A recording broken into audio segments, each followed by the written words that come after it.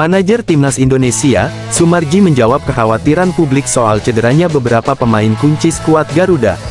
Apalagi Timnas Indonesia bakal menghadapi Jepang dan Arab Saudi di Stadion Utama Gelora Bung Karno, Jakarta. Laga tersebut bakal digelar pada 15 dan tanggal 19 November tahun 2024 dalam lanjutan kualifikasi Piala Dunia 2026 zona Asia. Skuad Garuda diganggu oleh isu cederanya pemain kunci, nama pertama adalah Miss Hilgers. Pemain 23 tahun tersebut mengalami cedera hamstring saat membela klubnya FC Twente.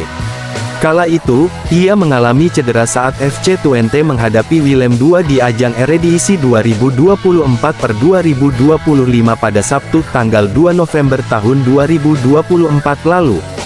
Dirinya hanya main 45 menit dalam laga tersebut.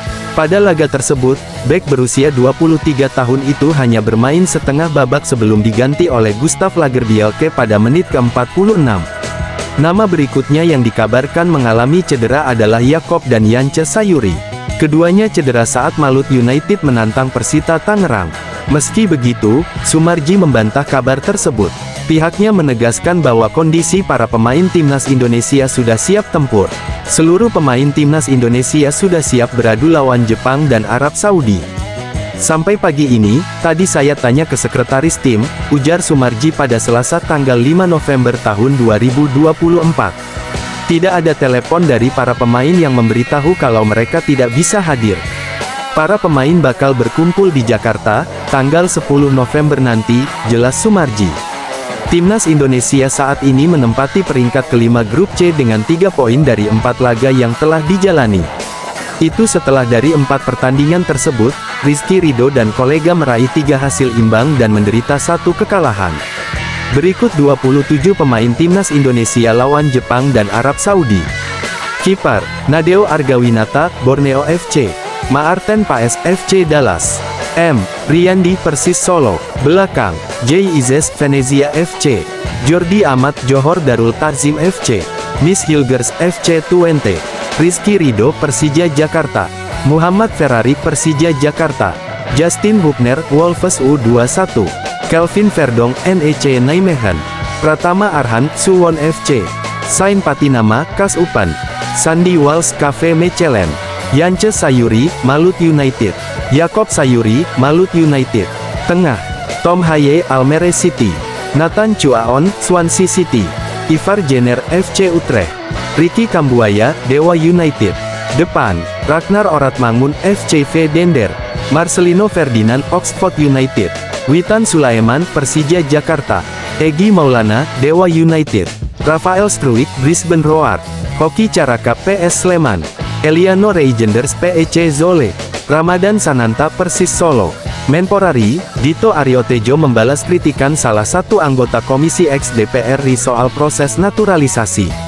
Komisi X DPR RI menyetujui proses naturalisasi 3 pemain keturunan Indonesia yakni Kevin Dix, Noah Leatongu dan Estela Lupati pada Senin tanggal 4 November tahun 2024. Namun salah satu anggota Komisi X DPR RI, Anita Jacobagah memberi kritikan keras untuk PSSI agar menjadikan langkah naturalisasi 3 pemain tersebut sebagai yang terakhir. Anita merasa PSSI terus-terusan melakukan proses naturalisasi untuk Timnas Indonesia. Kami berharap sebagai rakyat Indonesia, sebagai wakil seluruh rakyat Indonesia, saya berharap bahwa semoga ini yang terakhir, ujar Anita Jacobagah dalam raker Komisi X DPR RI yang turut dihadiri Bolasport.com di Gedung Nusantara I, Senayan, Jakarta, Senin, tanggal 4 November tahun 2024. Karena kita tidak miskin atlet. Siapa bilang kita miskin? Kita banyak atlet, kenapa kita harus ambil dari luar terus? Apalagi saya dari Nusa Tenggara Timur, provinsi tertinggal, terbelakang, tetapi gudangnya atlet. Lari, tinju, sepak bola, saya rasa pasti kita punya banyak atlet di Indonesia. Pertanyaan saya, kenapa kita harus mengambil dari luar, tambahnya? Meski diwanti-wanti sebagai langkah naturalisasi terakhir untuk PSSI, Menpora Dito Aryotejo pun langsung menjawab kritikan dari Anita. Ia menegaskan PSSI belum atau tidak akan menghentikan proses naturalisasi di masa mendatang. Dito bahkan menyebut akan ada proses naturalisasi dari cabang olahraga lain selain sepak bola. Dito mewanti-wanti balik Anita agar tidak kaget di rapat-rapat selanjutnya apabila ada sidang soal naturalisasi. "Sebelum tutup saya sampaikan, ini bukan proses naturalisasi yang terakhir," ujar Dito Aryo Tejo. "Dan pastinya ke depan mungkin ada proses-proses naturalisasi lainnya dan di cabang olahraga lainnya. Takutnya nanti kalau enggak disampaikan nanti kaget," imbuhnya. Dito Aryo Tejo menjelaskan bahwa Kevin Dix diharapkan bisa menambah kekuatan skuad Garuda yang saat ini tengah berjuang di kualifikasi Piala Dunia 2026 zona Asia, kemudian untuk Estella Lupati dan Noah Leatomu diharapkan bisa menambah kekuatan timnas wanita Indonesia yang bakal berlaga di ASEAN Cup Women 2024 pada November mendatang. Sekretaris Jenderal PSSI Yunus Nusi mengaku masih menunggu daftar pemain timnas U22 Indonesia dari Shin Tae-yong untuk tampil di ASEAN Cup 2024. Belum lama ini, Shin Tae-yong mengaku akan menurunkan pemain timnas U22 Indonesia dalam ajang ASEAN Cup 2024. Hal ini karena ASEAN Cup 2024 tak masuk dalam agenda FIFA, sehingga ia menilai akan sulit memanggil pemain timnas Indonesia senior termasuk pemain abroad. Turnamen 2 tahunan ini dijadwalkan bakal berlangsung pada tanggal 8 Desember tahun 2024 hingga tanggal 5 Januari tahun 2025. Saat ASEAN Cup 2024 berlangsung, kompetisi Liga 1 dipastikan masih bergulir. Begitu juga dengan kompetisi Eropa yang dimana banyak pemain keturunan yang tengah berkarir di luar negeri.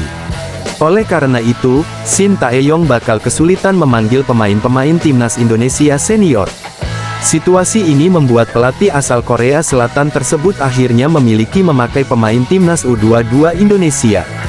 Ini dilakukan sekaligus timnas Indonesia bisa memainkan pemain muda. Pelatih berusia 54 tahun tersebut bahkan mengisyaratkan bakal memaksimalkan pemain muda di Liga 1. Apalagi di Liga 1 sendiri PSSI dan PT Liga Indonesia baru sejak awal kompetisi sudah mewajibkan klub-klub untuk memainkan pemain U22 sebagai starter dengan minimal main 45 menit.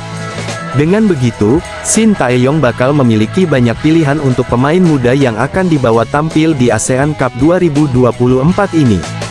Dalam ajang level Asia Tenggara ini, timnas Indonesia dipastikan bergabung dalam grup B bersama Filipina, Myanmar, Laos, dan Vietnam. Jelang menghadapi Filipina hingga Vietnam ini, Shin Tae-yong merencanakan timnas Indonesia bakal menjalani persiapan dengan maksimal.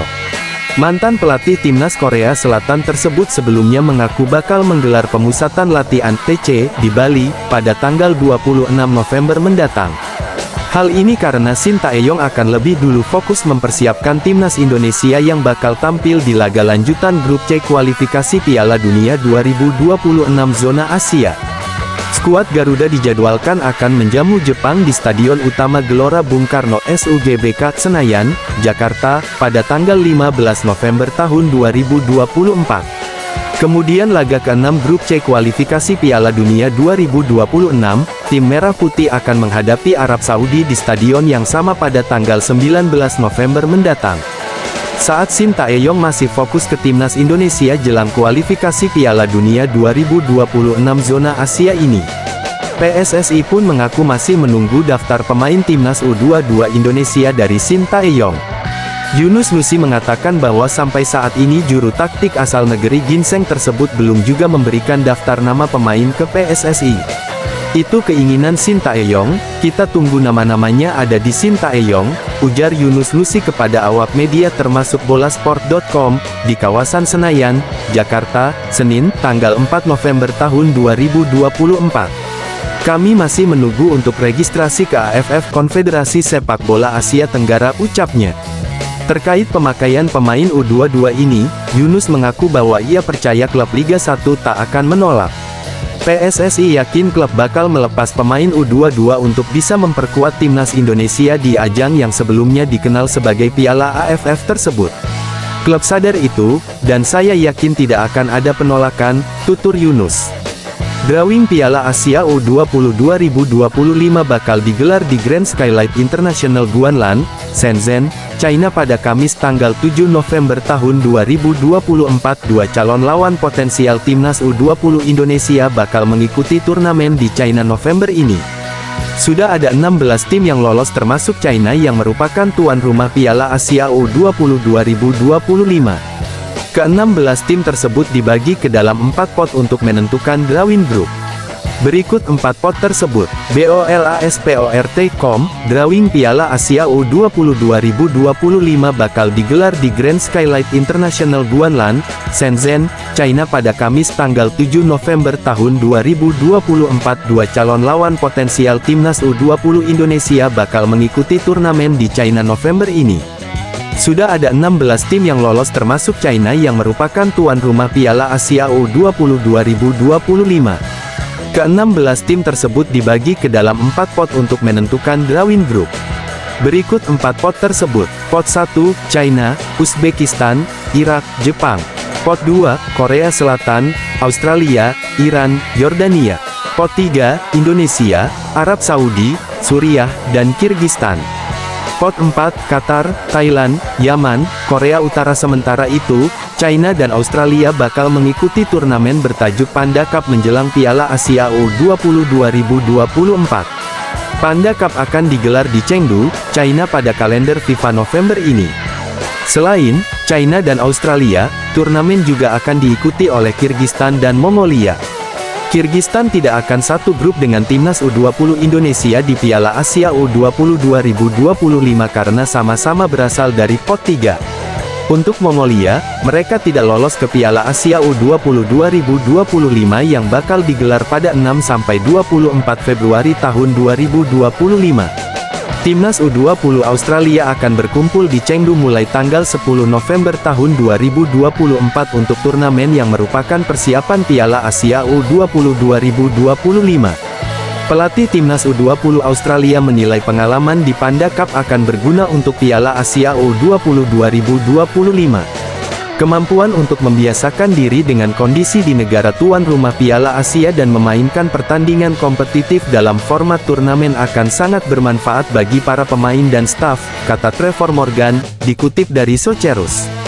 Meskipun ini merupakan kesempatan untuk mengambil beberapa pembelajaran hebat untuk perencanaan berkelanjutan kami untuk Februari mendatang, kami juga terus memperluas kedalaman pemain yang tersedia untuk seleksi dengan cara kami menyusun skuad ini, menciptakan tekanan kompetitif untuk mendapatkan tempat adalah kunci keberhasilan kami di Piala Asia. Mengingat turnamen ini jatuh dalam jendela FIFA, kami dapat mendatangkan pemain yang berbasis di Eropa yang telah melewatkan kamp baru-baru ini karena bentrok dengan jadwal klub mereka. Kami merasa penting bagi kami untuk tetap menghubungkan mereka dengan jalur kami dan memberi mereka setiap kesempatan untuk mempertaruhkan klaim mereka untuk seleksi Piala Asia. Kami juga telah memberikan kesempatan kepada beberapa pemain dari kompetisi A-League, dengan beberapa bergabung dengan program untuk pertama kalinya, dan kami berharap dapat menyambut mereka di lingkungan ini, ujarnya. 4 tim teratas di Piala Asia U20 2025 nantinya bakal lolos ke Piala Dunia U20 2025 di Chili.